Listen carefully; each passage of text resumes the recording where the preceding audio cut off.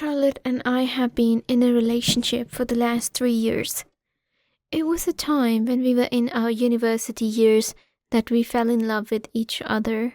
At first, she loved me a lot. Indeed, she was the one who proposed to me. However, at that time, we were still students, so we had a lot of time on our hands. I mean, we were both not very well established. We both worked hard times to cover all our expenses, as I worked at a gas station and she used to work at a supermarket. Our relationship was very beautiful. My mind was and still is the same that we should be thankful for God for what He has given us. However, she always cursed her fate for being financially unstable. She always talked about a luxurious house, a sports car, and all that.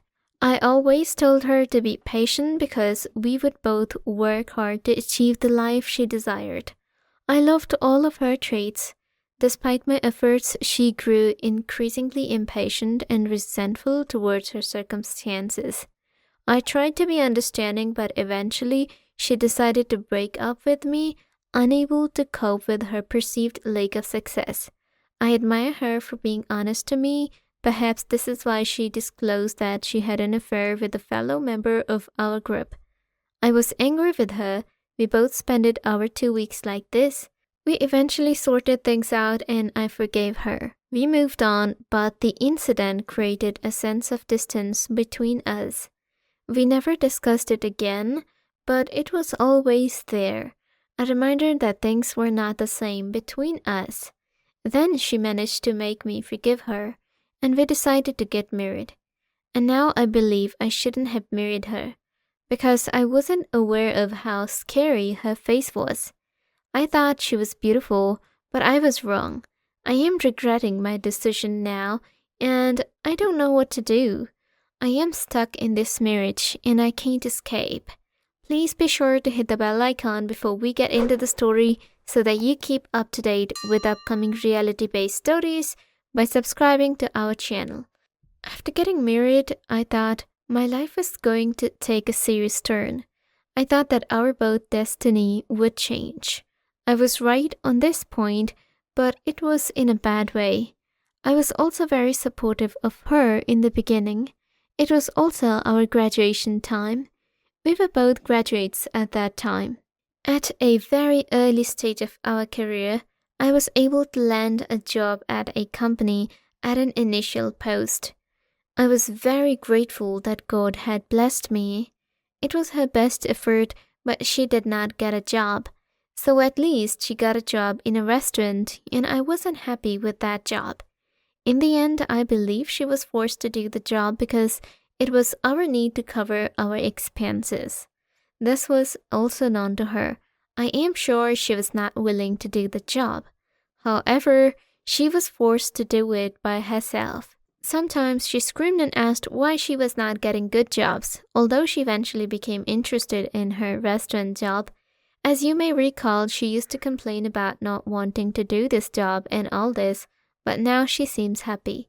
Actually, behaviors tell a lot about a person, so I was also watching her attitudes. In a positive way, I thought maybe she had understood the hurdle and was thankful to God for it now.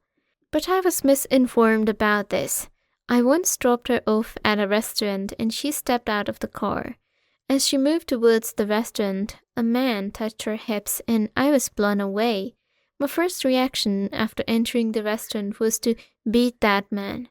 After everyone held me up and stopped me from beating him, Charlotte came to me and said that he was her colleague, so that is why you were beating him. I said that when he touched your body, I saw it. She said I complained to the boss about him as well. That man apologized to my wife and me. On that day, my entire mood was screwed up. I was unable to work in my office. Because I was not feeling secure about Charlotte, I went to pick her right up. After returning home, she tried to explain to me that I didn't have to worry about anything anymore. That worker had been fired by her boss, so now she is safe. She also confessed that he used to make jokes about her in inappropriate ways and flirt with her all the time. When I began shouting at you, why you didn't tell me? She said she didn't want to lose the job. She said that she was afraid of losing it. She said, please remind me how to pay the bills and how to do the groceries. She told me that she got a lot of help from her boss, that he stood with her in this situation, and that is why she did not want to lose her job. Thereafter, I felt much more relaxed after listening to what she had to say. I thought that she was right. Then a week later, she started coming late at night. This was due to the fact that her shift time had changed. Her shift time had now changed from noon to 4 o'clock to 2 o'clock in the morning, which was a little disturbing to me. My advice was to get her out of that job. However, she said that her job was just for 2 months and that she had to keep working there. It was once a very rainy day as well as a very rainy night. The child's job was scheduled from 9 a.m. to 10 p.m., but unfortunately, due to the rain, she called me and said she was waiting for the rain to stop. I also became concerned about her at the same time. After a while, the rain stopped. I think it was about 11:45 p.m. almost. I contacted her, but she did not answer. I then called her again, and she eventually picked up and told me she was staying at her friend's house. She had already reached there when I contacted her. I heard a voice of man from the background. I asked her who was that man, and she said it was her colleague, Becky's father. She's a waitress. She asked if I had heard a voice from somewhere. I had confidence in her, so I believed her at that time.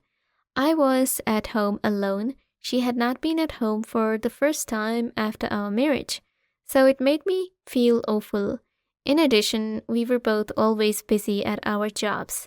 We had no time during the day to enjoy each other's company, so the night was the only time we had for each other. As I lay in bed, I was becoming increasingly frustrated by leaving her side of the bed empty. I decided to call her. I called her again, but she didn't pick. I waited for a while, hoping that she would call me, but she didn't. So I called her again, and I felt like she was sweating when she picked up. I asked her what happened to her, and she said nothing. I asked her why she was panting. I could sense this. In response to my question, she said that she was playing with a colleague's sister. I questioned again what sort of game she was playing at this time of night. She told me she was running to catch her. She asked what sort of questions you raised. I replied that I felt alone at this time. I was going to pick you up. Give me your exact address. She changed the topic and began to ask me about my health and advised me to stay home, which I found strange. Then I replied that I was asking your location so I could pick you up.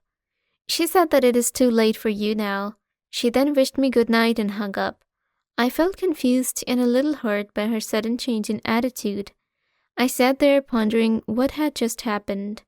The reason I said I had my car is that I would come to you. I just wanted you to be at home. She tried hard to convince me to wait for tomorrow, but in the end, she said she was coming. I asked her where she was coming from. I was surprised at her tone. I could see a sense of anger on her face as she came home. She didn't even reply to me when I asked her if she was okay. She answered me inappropriately. She replied that you were treating me like a child and didn't understand. As a matter of fact, you were aware that I was at my friend's house, so I told you to wait for me in the morning, and I would be there. I was surprised how surprised I was by her response. As I explained to her, the issue is not trust, but worry. I was worried about you, and I felt awful because it was the first night since you had left the house without me. After nodding her head, she moved into her bedroom and slept there. I also went to bed. However, I was worried because I had concerns about her, but I also felt bad. Anyway, I slept, but it was very late, and I had to go to work the next day. When I woke up the next morning, I saw she was already awake. She was preparing to leave because she arrived late at night, but I noticed that she was getting ready to start the day. She was also getting ready with a nice perfume, lipstick, and cutics, which was a big change that made her look as if she had been preparing for a special meeting. In my conversation with her, I asked her what had happened to you. I asked her what was that special about you today. Why are you getting ready so fast today? She said it was not a problem at all. It's her life, so there is nothing wrong with it. It's her choice. I said I wasn't saying anything. She came near me and apologized for her behavior the other night. I told her that it was okay. Sweetheart, I love you. That's why I was concerned about you. As she left for her job, I noticed that her last night's clothes were laying on the couch. I picked them up and took them home to the laundry. The habit I have of checking my pockets before washing clothes is so look into them. I found a used leaf of medicine in the pocket of her pants. It was odd for her not to tell me if she had some kind of health issue. After taking the leaf, I read the name of it. It didn't make sense at first. Then I googled it and found out that it was a medicine for women aimed at improving their sexual drive. I was absolutely shocked that she was taking these medicines in the first place. In fact, we had very little intimate contact because of her night shifts. Anyway, I thought it was a good idea to ask her about it. Then, when she returned home after changing into her clean clothes and getting ready for bed, I showed her the medications and asked her why she was taking them. As she was brushing her teeth, she stopped and looked at me, shocked. She quickly grabbed the medications I was holding, and in a harsh tone, she said she takes them to help her sleep. She explained that her night shifts were taking a toll on her, and the only way she could get any rest was with the medications. In my response, I explained that what it is for, and I am aware of what it is for. After washing her mouth and saying she had used these pills for me, she started touching and seducing me. I stopped her and asked why she had not shared this with me. It took her a while to force me and get me to be taken to bed. We'd intimate contact that night after a long time. It was incredibly satisfying and I had forgotten about all the other things. We stayed in bed for a long time, just talking and cuddling. I felt so close to her that I had never felt before. We had a moment of peace and understanding that I'll never forget. By the way, it was amazing. I forgot about everything and was relaxed. The next day, I woke with a new outlook on life. I felt like I was in love with her again. She was in the washroom when her phone beeped. It was under the pillow on her bed. When I picked it up, I saw a message from her friend Lola. I asked her boss how she was doing. I found it curious why she was asking about her boss. She didn't even show me any concern.